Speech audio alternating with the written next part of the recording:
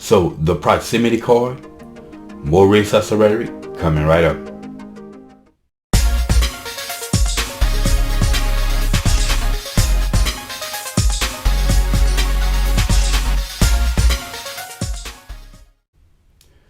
What's up, y'all? Welcome back to Common Sense Logic and Reason. As always, just want to say thank y'all for joining me today. So we gotta have another episode of Racist Rhetoric for y'all. It seemed that if it wasn't for black victimhood, I just want to say that if it wasn't for black victimhood, I wouldn't have a YouTube channel because this channel is dedicated to that. And the fact that I've been able to make videos now for, I would say, 3.5 years, just lets you know just how much and how extensive the victimhood is amongst black folks, and just how bad so many blacks are brainwashed into wanting to hold on to the victimhood.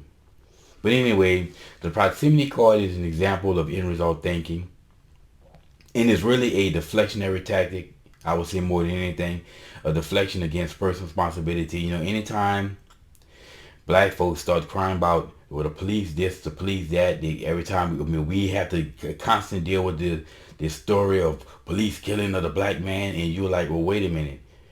The majority of blacks in America are killed by the hands of blacks. As a black man in America, you're much more likely to be killed by a black person. A black person is a greater danger to you. And blacks would say, these racists would say, whoa, whoa, whoa, whoa, yeah, black folks commit more crimes against other black people. That's because they are around them, or because they are in proximity to them. Now, do I necessarily disagree with this argument? No, I don't disagree with that. I will disagree with and say that you won't commit crimes more against people that you're around.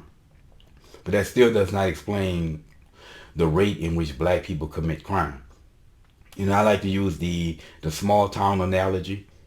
When they start bringing up the percentages, because when you say that 91%, 91 to 93% of all blacks murdered in America by other hands of the black, well, they'll turn around and say, well, 84% of white people killed are killed by white folks. Well, I say, I like to use that small town analogy. Let's say there's a small town somewhere in America that's similar. If you go through all about America, there's a white part of town and there's the black part of town. You have a society of this town is like 75% white, or half white, half black. Now let's say that last year in this town there were 100 black people murdered. Of those 100 black people murdered, 80 were by the hands of other black people. So 80% of all the blacks murdered in that town were murdered by other black people. Now let's say that in that same year, there were 10 white people murdered in that town. Now of those 10 white people who were murdered, 8 were by other white people. Again, the identical 80%. So if blacks in that town were to cry about police brutality and the police killing a black man, and you would say, well, what, 80% of all the black people killed in that town were killed by the blacks. And they'll in turn to say, well, 80% of white folks were killed in that town, were killed by white people. But there's no way, shape, or form is 8 white people killed by the hands of other white people anything anywhere remotely close to 80 black people being killed by the hands of 80 other black folks. And this is why you have to take all the data, and build a picture, because you can't just go on percentages here or whole numbers, because without them, you can't get the accurate picture. Now, when it comes down to this proximity card, right, and when they say that, well, that's because blacks are around each other. Well, my argument to that is well, so are the cops. Right? The cops are also around black people, and not just around black people, but around black people committing mass crime, mass violence, mass violent crime, and mass murder.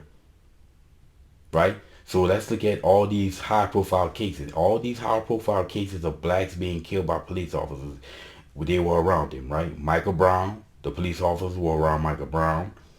Police officers were around Philando Castile, Elton Sterling, Tamir Rice, Walter Scott, Jacob Blake. What's the latest one that just happened? Dante Johnson. We have police officers were around all of these people. And not only that, but George Zimmerman was around Trayvon Martin. Who else? Dylan Roof for around those black people he killed in the church. And you had the white guy that shot up the Asian parlor. Well, he was around them.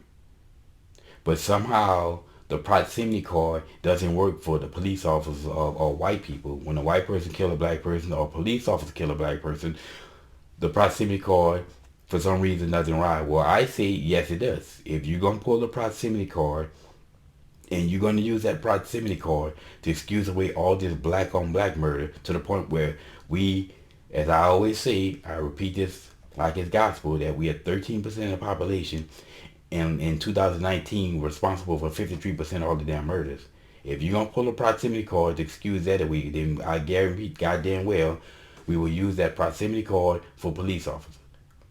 Right? So if you ever hear any black people crying about any situation of a black person being killed by a cop, pull the proximity card, and they can't argue against it, because then if they argue against that, then you can't pull a proximity card for black people. But anyway, like I said, if you ever hear that proximity card being pulled by black folks, well, now you know, and knowing it's half the battle, and it's always y'all. Until next time.